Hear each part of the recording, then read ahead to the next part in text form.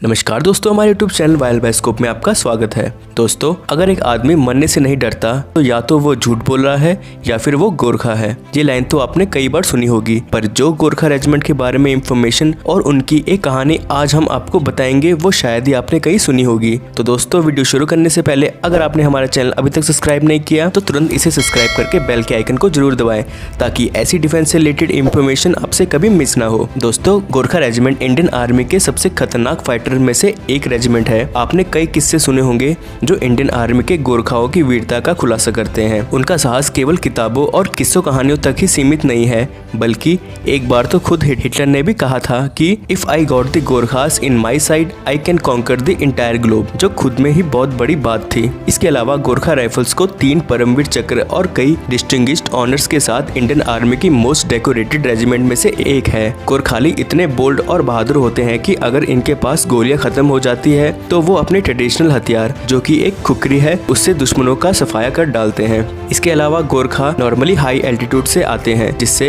उन्हें higher altitude में लड़ने में महारत हासिल होती है और वो आसानी से ऊंचे इलाकों में दुश्मनों से लड़ सकते हैं। Paramvir Chakra awardee captain Gurbachan Singh Salaria, major Dhan Singh Thapa और लेफ्टिनेंट मनोज पांडे जैसे बहुत से बहादुर लोग गोरखा राइफल से हैं। इसके अलावा फील्ड मार्शल हैं मानिक शॉ, जनरल दलबीर सिंह सुहाग और जनरल बिपिन रावत जैसे महान आर्मी चीफ गोरखा राइफल का हिस्सा रहे हैं। गोरखालियों के कई किस्से और कहानियां हैं जिनसे पता चलता है कि गोरखा सोल्जर कितने बहादुर होते हैं। ऐसे ही एक कहानी मैं आप लोगों के साथ इस वीडियो में शेयर करने जा रहा हूं। ये कहानी एक बहादुर गोरखा जवान की एक अनकही कहानी है। ये कहानी 1971 के वॉर के दौरान की है, जब एक गोरखा बटालियन को पोस्ट किया गया था वेस्टर्न फ्रंटियर बॉर्डर में। एक रात के दौरान जब 3 गोरखा सोल्जर्स को एक पोस्ट पर तैनात किया गया था, तब उन 3 में से एक सिपाही को नींद आ गई और वो उस पोस्ट पर सो गया। उस टाइम बटालियन के सीओ यानी कमांडिंग ऑफिसर वहां पर इंस्पेक्शन के लिए पहुंच गए। हम आपको बता दें कि आर्मी के प्रोटोकॉल के अनुसार एक सैनिक को सौंपे गए हथियारों को उनके पूरे टेन्योर के दौरान उनको अपने साथ रखना होता है और ये उनकी जिम्मेदारी भी होती है। इस प्रोटोकॉल को जानते हुए भी बटालियन के सीओ ने सो रहे सिपाही से उसकी राइफल ले ली और अगली सुबह कमांडिंग ऑफिसर ने पूरे बटालियन को एक जगह इकट्ठा होने को बोला और उनके हथियारों का निरीक्षण करने लगे। कमांडिंग ऑफिसर ने सभी सैनिकों के हथियार चेक किए और वो हैरान और आश्चर्य तब हुए जब उन्होंने उस सोते हुए सिपाही के हाथ में भी एक राइफल देखी, जिसे पिछली रात उन्होंने चुपके से अपने पास रख ली थी।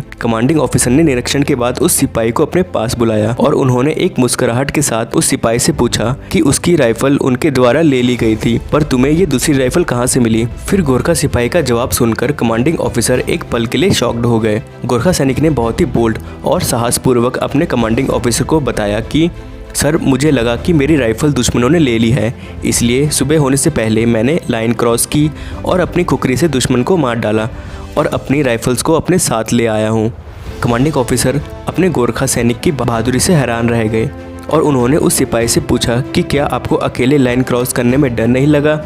तो उस सिपाही ने जवाब दिया कि साहब, काफिर होनू बंदा मारनो राम रो, जिसका इंग्लिश में मीनिंग है it's better to die than to live like a coward. ये सुनकर कमांडिंग ऑफिसर के चेहरे पर एक बड़ी मुस्कान आ गई और उन्हें अपने गोरखा सैनिक पर बहुत गर्व हुआ। तो दोस्तों, ये तो थी गोरखा सैनिक की एक अनसुनी कहानी। आई होप आपको ये वीडियो अच्छी लगी होगी और आपको भी अपनी इंडियन आर्मी की गोरखा रेजिमेंट पर गर्व हुआ होगा। तो दोस्तों, हम आगे भी ऐसी अनसुनी कहानी लाते रहेंगे, इसलिए हमारे चैनल को सब्सक्राइब करें और लेटेस्ट नोटिफिकेशन पाते रहें। अगर आपको ये वीडियो अच्छी लगी तो आप इस वीडियो को लाइक करें, अपने दोस्तों के साथ शेयर करें। तो दोस्तों, वीडियो अंत तक देखने के लिए धन्यवाद। तब तक के लिए दोस्तों, जय महाकाली, आयो गोरखाली, जय हिंद।